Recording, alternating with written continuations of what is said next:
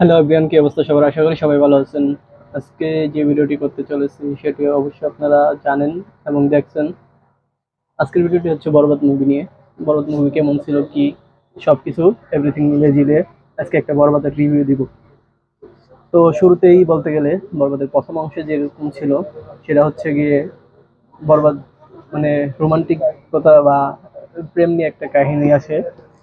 তো প্রেম নিয়ে হ্যাঁ মোটামুটি ভালোই চলে অনেকখানি।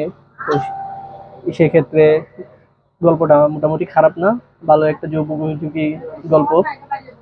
এরপরে হচ্ছে গিয়ে আবার শেষ দিকে যে গল্পটা আসে মানে সিনটা আসে সেটা হচ্ছে ফাইটিং এর দিক।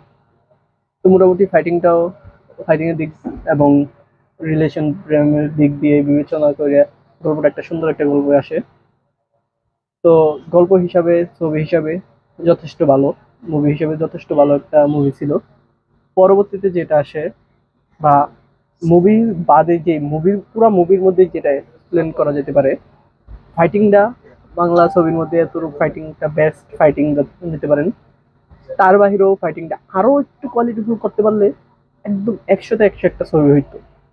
তবে যথেষ্ট ভালো ছবি হয়েছে, আরেকটু ভালো করা যেতে পারতো যদি হচ্ছে ফাইটিংটা আরেকটু রিয়েলিস্টিক আনা হইতো। যাক, সব মিলিয়ে মোটামুটি চলার মতন। আমি এই হলে দেখছি। আর আপনারা যারা দেখেন নাই তারা যাবেন, যারা দেখছেন তারা কমেন্ট করে জানান কেমন ছিল। সবার কাছে তো আর সব জিনিস ভালো লাগে না, আমার কাছে মোটামুটি ভালোই লাগছে, খারাপ না। সব মিলিয়ে দিলে মোটামুটি চলার মতন একটা মুভি ছিল। মোটামুটি চলার মতো কি, অনেক ভালো মুভি ছিল বাংলাদেশ হিসাবে, অনেক ভালো মুভি।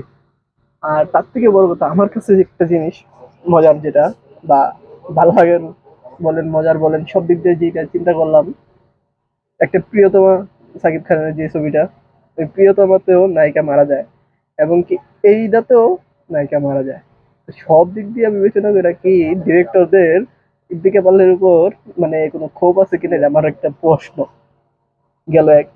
দ্বিতীয়ত হচ্ছে গিয়া যদি বলি এই সব দিক দিয়ে তো কম, ছবি হিসাবে এটা বেস্ট ছিল।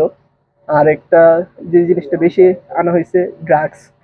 ড্রাগসটা অতিরিক্ত আনা হয়েছে, তারপরও ড্রাগসের তো আনছে, এই কারণে ছবিটা আরো একটু রিয়েলিস্টিক আইছে।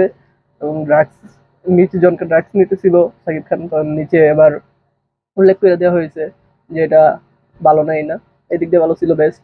এবং লাস্টের দিকে তো গিয়ে সাকিব খানের শাস্তি হয়, তার জন্য সব দিক বিবেচনা করে বেস্ট একটা ছবি ধরে নেওয়া যায়। যাক, এতক্ষণ সময় দেওয়ার জন্য সবাইকে ধন্যবাদ। যারা যারা দেখেন এই ছবিটা হলে গিয়ে দেখবেন, দেখে এসে জানাবেন কেমন ছিল। ধন্যবাদ সবাই।